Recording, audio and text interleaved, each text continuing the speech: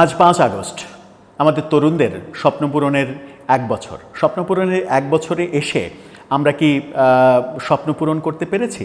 মানে দেশের স্বপ্ন পূরণ করতে পেরেছি, জনগণের স্বপ্ন পূরণ করতে পেরেছি? হয়তো পারিনি।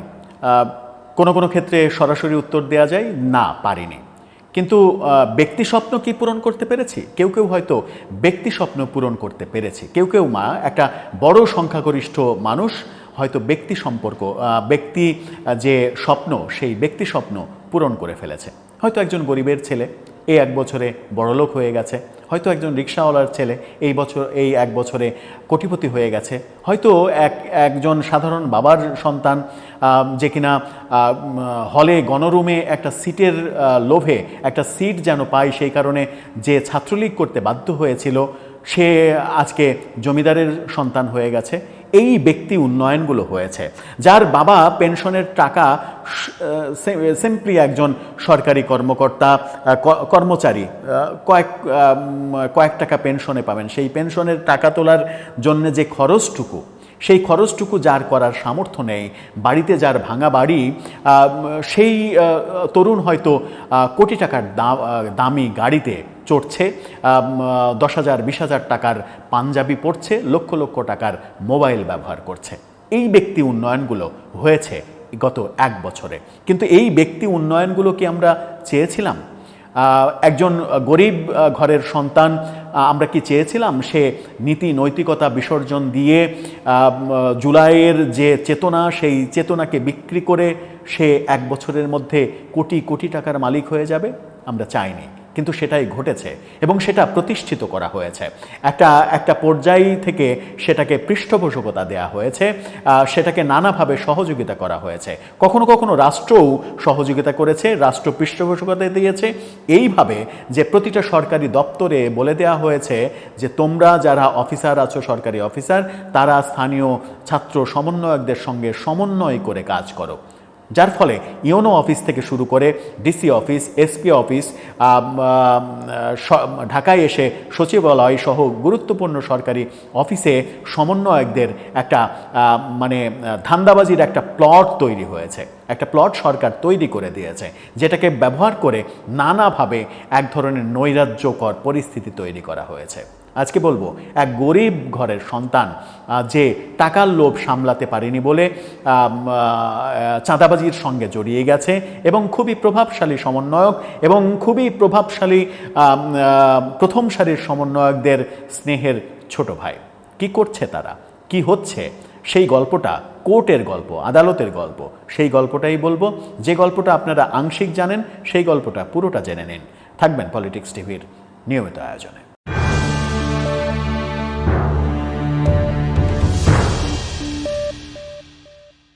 দর্শক, পলিটিক্স টিভির নিয়মিত ভিডিওগুলো স্পন্সর করছে প্রজাপতি.টিভি, নতুন ওটিটি প্ল্যাটফর্ম। আপনারা চাইলে ইউটিউবে, ফেসবুকে, ইনস্টাগ্রামে, টিকটকে দেখে নিতে পারেন।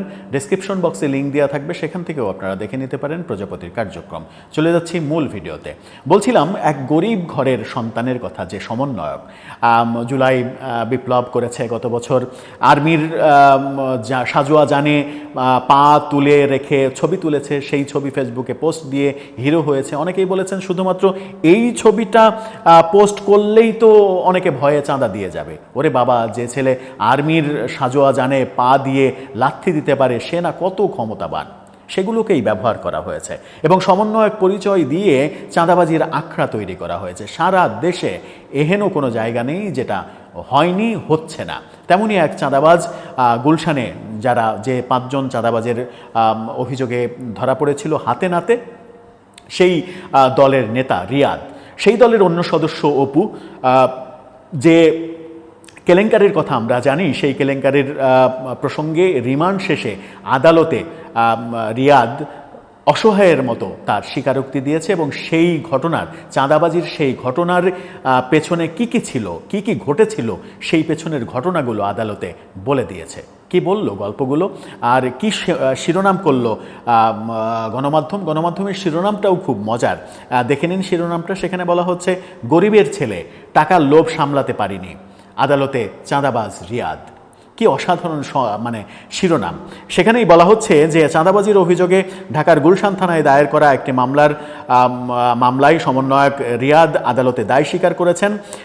ঢাকার মেট্রোপলিটন ম্যাজিস্ট্রেট আদালতে তিনি জবানবন্দি দিয়েছেন, জানিয়েছেন চাঁদাবাজির 10 লাখ টাকা তিনি ও তার সহকর্মী অপু মানে যিনি পরবর্তীতে ধরা পড়েছেন, এবং তার নতুন বাইক 3,07,000 টাকার বাইক পুলিশ উদ্ধার করেছে।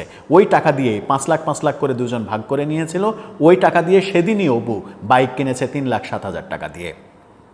বলেছেন, আমি গরিবের ছেলে, তাই টাকার লোভ সামলাতে পারিনি। ওই সময় তিনি ঘটনার দিনে সাবেক এমপির বাসায় কে কোন উদ্দেশ্যে গিয়েছিলেন তার বর্ণনা দিয়েছেন। আদালতে তিনি বলেছেন, প্রথমে শাম্মীকে ধরতে পুলিশের সঙ্গে গেলেও তাকে বাসায় পায়নি। পরে পানি খাওয়ার নাম করে বাসায় ঢোকেন রিয়াদ এবং আরেক আসামি জানে আলম অপু। এরপর হুমকি দিয়ে 10 লাখ টাকা চাঁদা নেয় তারা সেই সময়। এরপর দুজনে সমান ভাগে ভাগ করে নেয় সেই টাকা। রিমান্ড শেষে রিয়াদ সহ 4 আসামিকে মেট্রোপলিটন আদালতে তোলা হলে তাদেরকে জবানবন্দির পরে জেলখানায় পাঠিয়ে দেওয়া হয়। জবানবন্দিতে রিয়াদ বলেছে, বিভিন্ন সময় ফ্যাসিবাদী লোকজন গ্রেপ্তার করার ক্ষেত্রে পুলিশকে সহায়তা করেছেন তিনি। অর্থাৎ এটাই তার প্রথম চাঁদাবাজি না, বহু চাঁদাবাজির ঘটনা ঘটেছে, এবার এসে সে ধরা পড়েছে।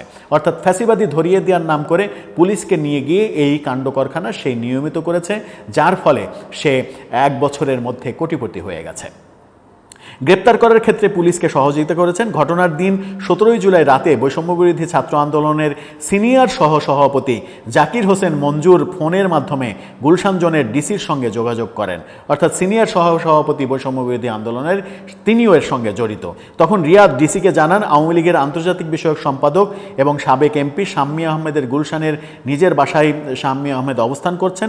পরে ডিসি নিজে জানান, পুলিশ তারপরে যায়। ঘটনাটা একটু সংক্ষিপ্ত করি। পুলিশ তারপরে পুলিশের সঙ্গে সে যোগাযোগ করে। পুলিশ বলে, এত রাতে গুলশান সোসাইটিতে হানা দেওয়া যাবে না, ভোর পর্যন্ত অপেক্ষা করতে হবে। তারপরে তারা ভোরে যায়।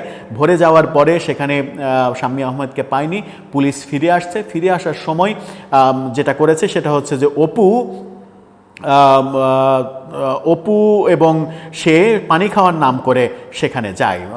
সে জানায় যে রাত 2টার দিকে রিয়াদ, মঞ্জু, জানে আলম অপু, শাবাব হোসেন, আতিক শাহরিয়ার, সাদকাউম সিয়াম, তানিম ওয়াহিদ ও আতিকের সঙ্গে আরও কয়েকজন থানায় যায়।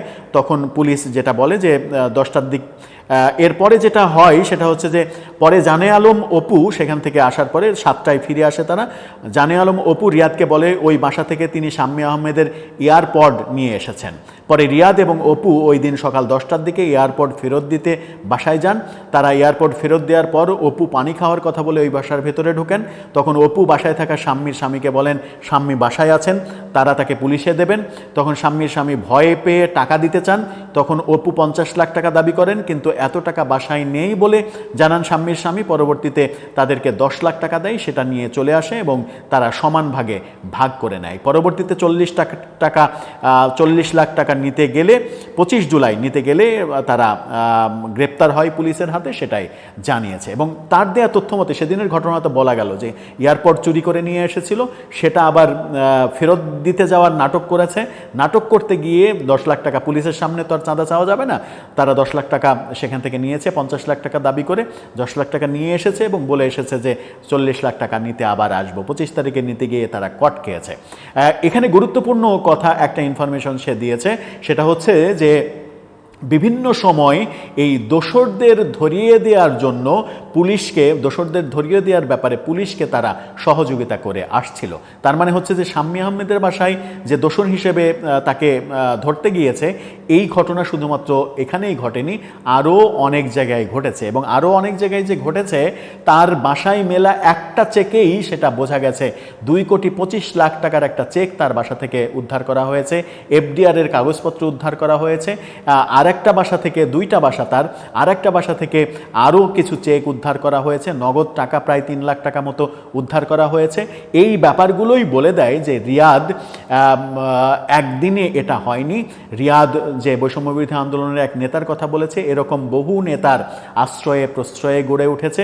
এবং এনসিপি অফিসে গিয়ে নানা রকমের মাতবরি এই ব্যাপারগুলো তো উমামা ফাতেমা এর আগেই পরিষ্কার করে দিয়েছেন।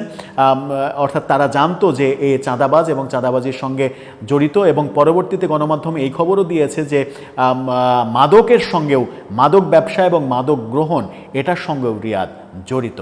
গরিব অসহায় বাবার সন্তান, রিকশাওয়ালা বাবার সন্তান, যে কিনা গত 50 বছরে কোরবানি দেওয়ার চিত্র তার বাড়িতে দেখতে পায়নি, সেই রিয়াদ 2.5 লাখ টাকার গরু কোরবানি দিচ্ছে যে বাসায়, সে কত কোটি টাকার মালিক হয়েছে খুব সহজেই বোঝা যায়। আর এই চরিত্র কি একজন রিয়াদ, নাকি এরকম হাজার হাজার রিয়াদ বাংলাদেশে জন্ম নিয়েছে, হাজার হাজার কোটিপতি বাংলাদেশে গত 1 বছরে জন্ম নিয়েছে? এটা তো আমাদের প্রত্যাশা ছিল না। আজকে 5 আগস্টের 1 বছর পূর্তির দিনে এসে সেই প্রত্যাশা আমাদের কি অঙ্কে মেলে? খাতায় মানে খাতা কলমে অঙ্ক মেলাতে গেলে কি মেলে না। যে স্বপ্ন আমরা দেখেছিলাম তার রিভার্সটা হয়েছে।